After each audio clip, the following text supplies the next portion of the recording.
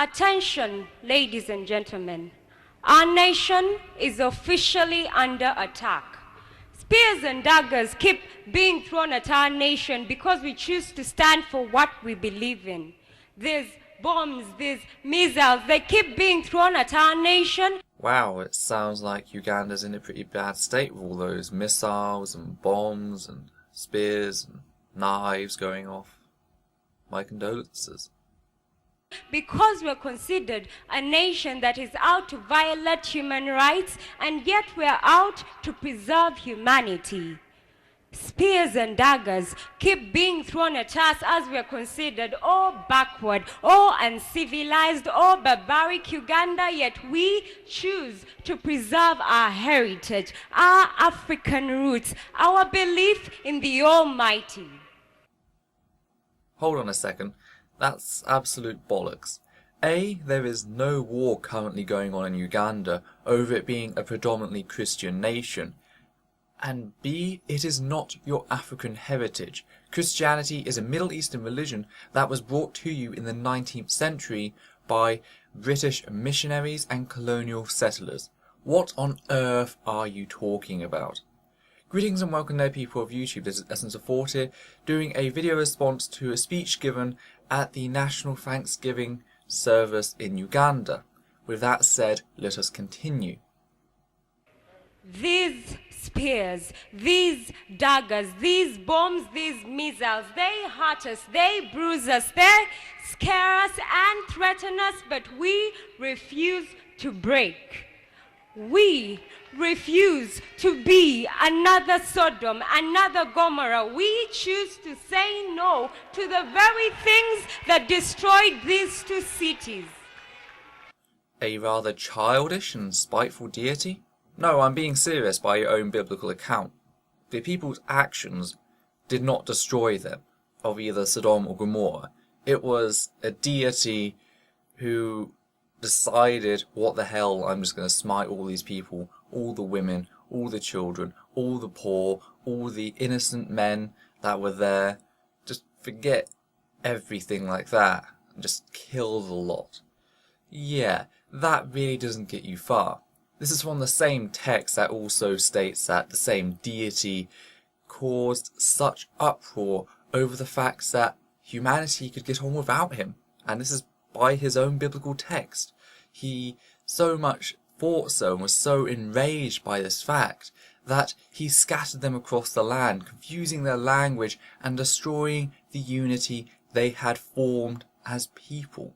So is the story of the Tower of Babel.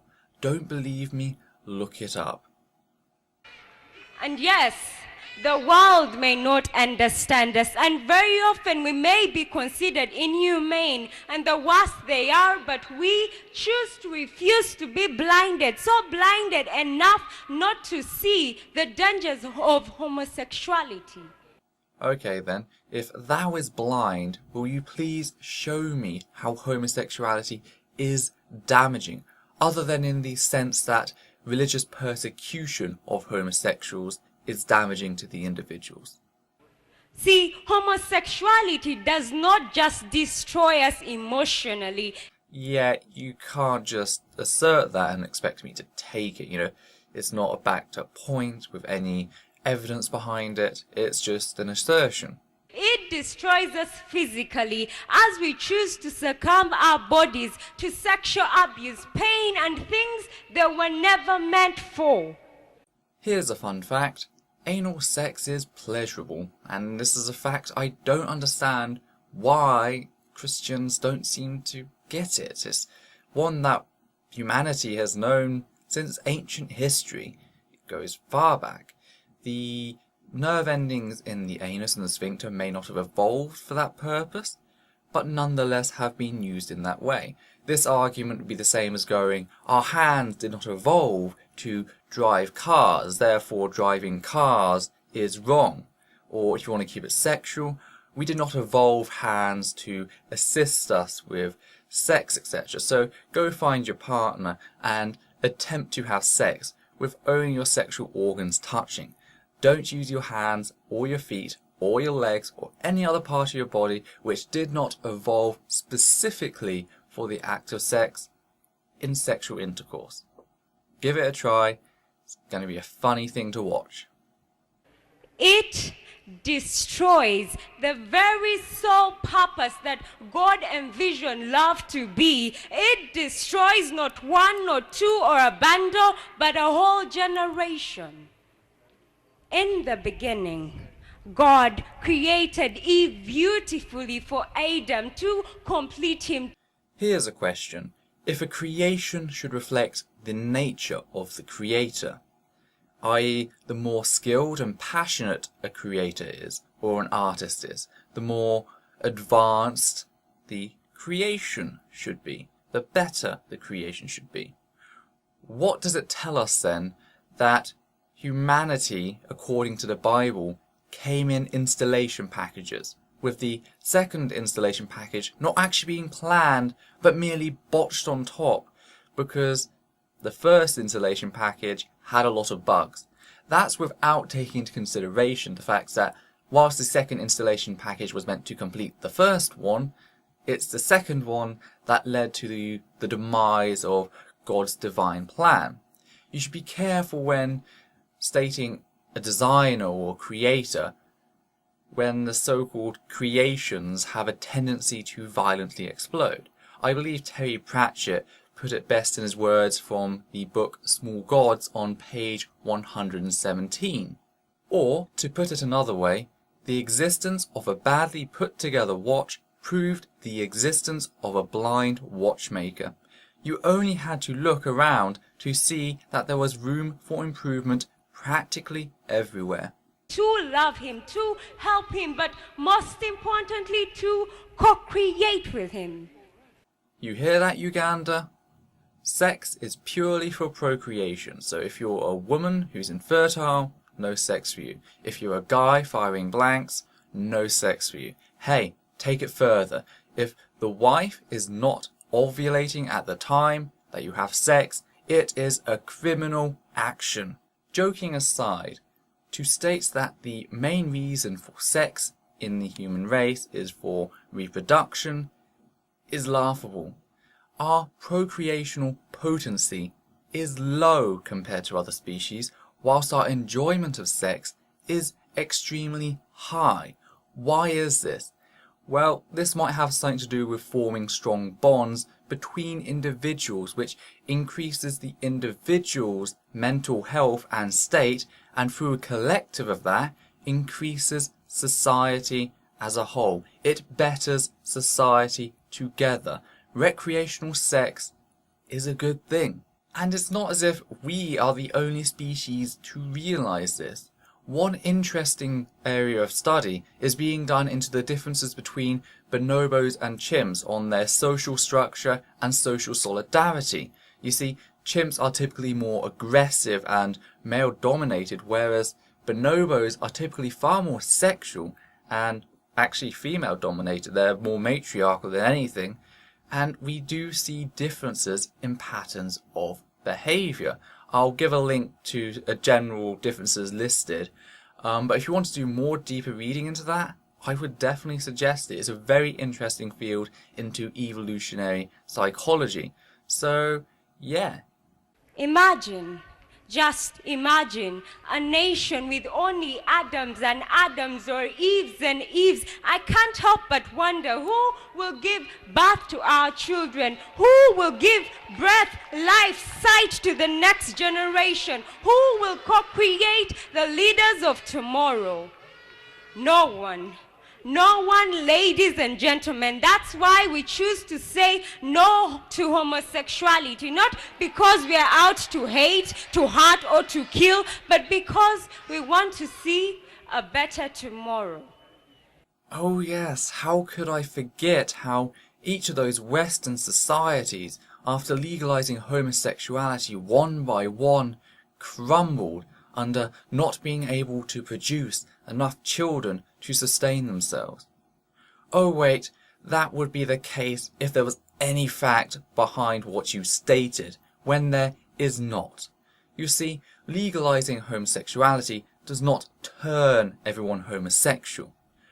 All it merely does is allow the few percent who are homosexual to go about their business, which is their business, without being attacked for it, really. That's all.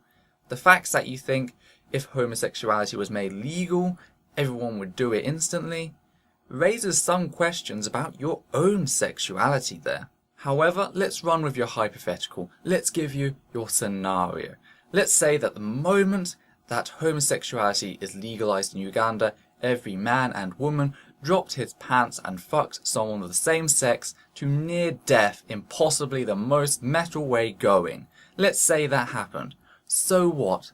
Medical science allows for surrogate mothers and sperm donors. There's no way, even if the entire world turned homosexual, that the human race would go extinct. We have means of producing children regardless. Many homosexuals today get surrogate mothers or donate sperm. So, yeah, you have no argument.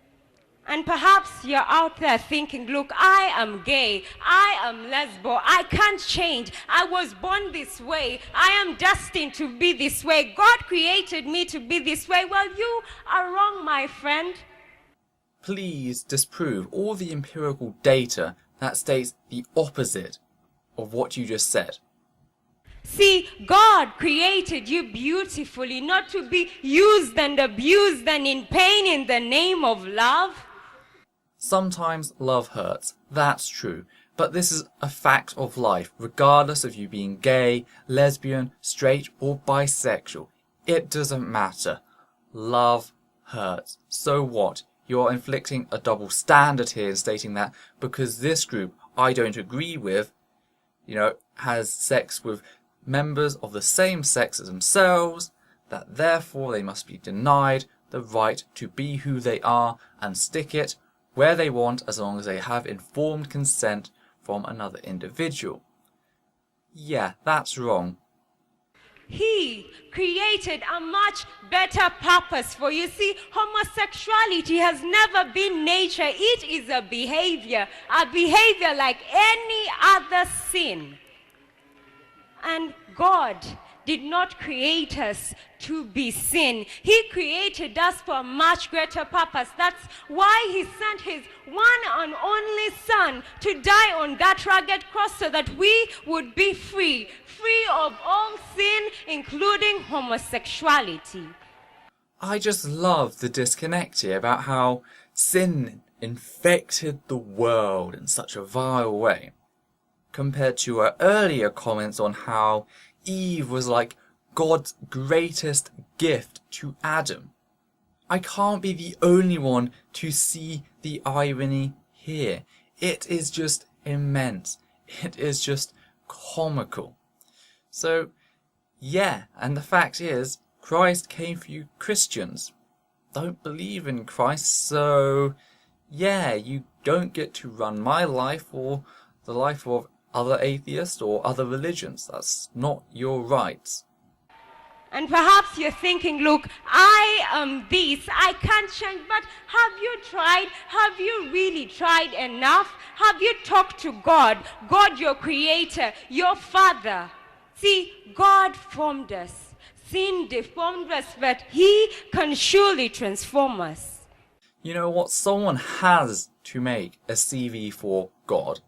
Seriously, I want you guys to go out there and try to write the funniest CV for God that you possibly can. Hey, I'll even give you one. The ability to create imperfect creations that blame themselves for being the way they were created. That's one thing that you can put on this CV for God. What do the rest of us do to help these brothers and sisters? Are we so quick to discriminate them, calling them names, or do we seek to help them? Help them remove the mindsets that strongly bind them. Do we rebuke in love, or do we rebuke in hatred? Do we chase and bash them each time they seek help, forcing them into the wrongest of arms for comfort?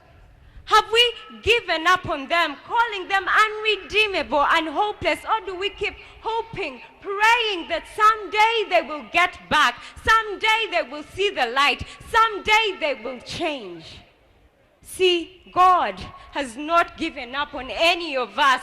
He keeps giving us so many chances to make things right. Let us keep hoping. Let us keep praying and give these people a chance to change.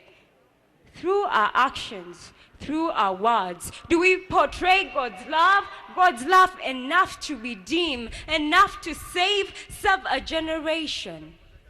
See, the law may do its part. All these regulations and rules may help, but the greatest role is for us to play together. Not one, not two, not three, or a bundle, but a whole generation.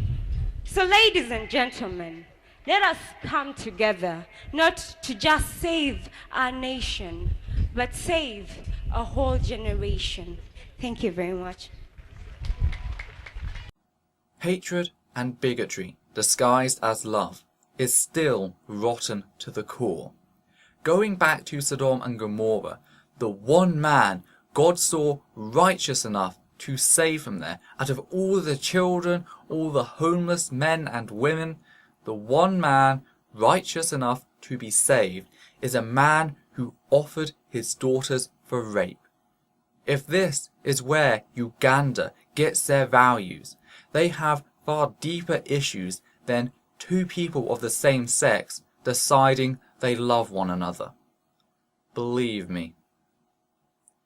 So yes, that's the end of the video. I hope you guys have enjoyed. If you'd like to support my work, please check out my Patreon. Don't forget to like, comment and subscribe, as well as share on Facebook and Twitter. You can also check out my Facebook and Twitter, which I do updates now and then on. So yeah, this is Essence of Thought, hoping you are all doing okay. Take care and out.